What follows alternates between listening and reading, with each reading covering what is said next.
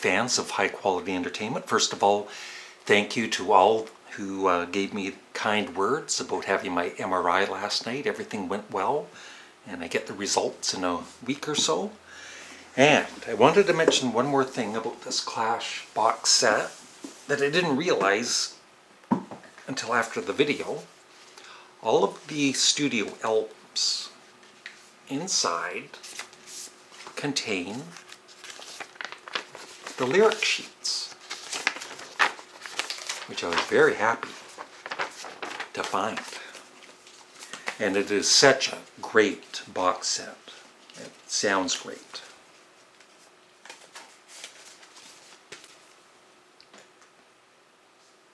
And happy birthday to, of course, John Lennon and Sean Lennon.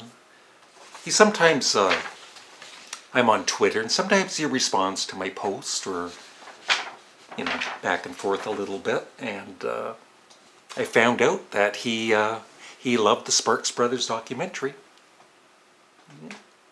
Oh, and Yoko Ono started, the official Yoko Ono on Twitter started to follow me on there. So many fans. So I just did a video with the letters U, V, W, X, Y, and Z, or Z. So because those 6 letters for me, there's not 10 bands in each of those letters. So I've combined those 6 letters into one ranking of 10 bands. But I wanted to do this video first. It is the letter P. Sorry. So, skipping number 10 and going to number 9 is, thanks to Glenn Kellaway from the Basement and our CD exchange, Paddle. And this is the box set I bought. And it was this album here that really impressed me. And I actually haven't had time to listen to all of these yet, but I will. And yeah, it's just great hard rock, a bit of jamming, kind of some jazzy stuff. Mike Pado is an excellent singer. There's a great guitarist in the band, so very impressive stuff. That's number 9. Number 8 is Paul Revere and the Raiders. Yeah, I love a lot of their songs. Kicks, Hungry, Good Thing, Indian Reservation, and my favorite, Mr. Sun, Mr. Moon, which is one of my all-time favorite 60s songs. And the channel Pop Goes the 60s just did a recent 2-part video on the history of Paul Revere and the Raiders, so if you haven't seen it, check it out, because he does really good stuff. Number 8. No, number 7. I'm glad I wrote that down. It gets confusing.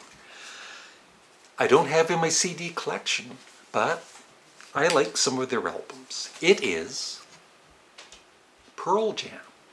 I was really into them for a couple of years. I think when Vitology, is that how you pronounce it? When that came out, I loved that. And then No Code, which I didn't care for much at first, but it grew on me, and it's my favorite of their albums. And then later albums, I bought a couple of them, and they just kind of bored me, I guess. But, you know, respect to Pearl Jam, and they're a great live band, and yeah, Pearl Jam at number 7.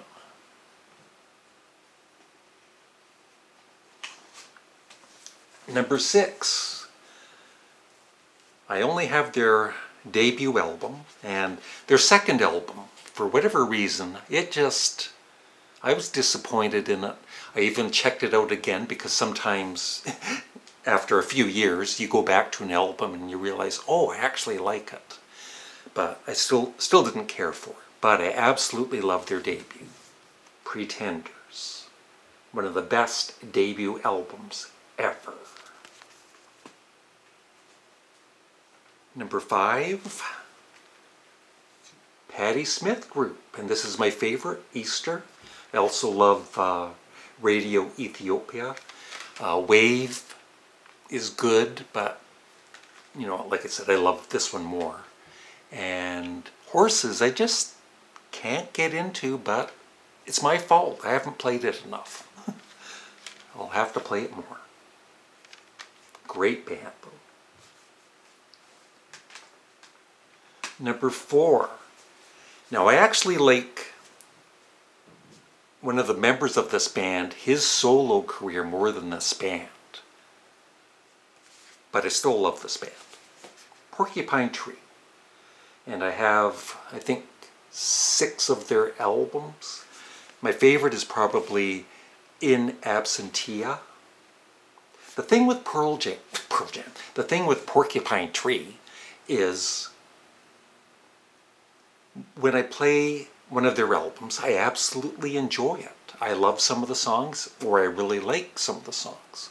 But after it's done, for instance, Lips of Ashes, Strip the Soul, Collapse the Light into Earth, I don't remember them, you know. But like I said, I love Steven Wilson's solo career. And Porcupine Tree is still great, and maybe I just need to listen to these more and more and more and more.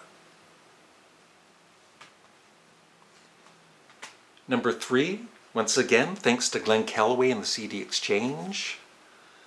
I'd always heard of the band. I just thought they were, I don't know, like a second-rate Rolling Stones, but I was wrong. It is Pretty Things. And I'd always heard of this album, Parachute, and it is so good. And then I also have SF Sorrow, which I love, and I want to get more of their albums, their earlier ones and their later ones.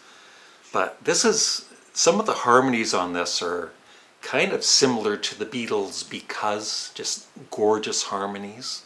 But there's some great, you know, rock music in this, great guitar work, and Phil May's vocals. Very impressive album. One of the greats. Very underrated. And number 2 would have been number 1 for years and years and years until the last few months. It is a band, now they're not very well known, but I love them. Pink Floyd. The Dark Side of the Moon. I don't know if you've ever heard of it. And I know this is, some people say it's overplayed and all that, and maybe it is, but I don't overplay it. So anytime I put this on, it sounds fresh to me, and I really enjoy it.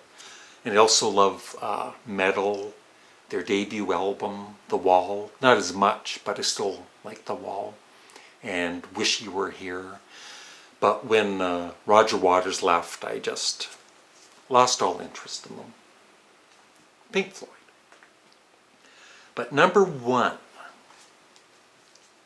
is a band. I had one of their albums in the early 70s, and for whatever reason, I just never bought any more. I'd even enjoyed their radio hits. But once again, with the CD Exchange, I have become a huge fan, and I've got, I think, 5 or 6 of their albums, and I'm going to be buying more of them. Procol Harum. A Salty Dog is probably my favorite, but I love them all. I need to get their debut, and then I also need to get everything after Home, like Broken Barricades and Grand Hotel, all of those. Rest in peace, Gary Brooker. What a great singer, and what a great band. And that is it. I would love to know, who are your favorite bands that start with the letter P in the comments section below. Thanks for watching. Have a great day.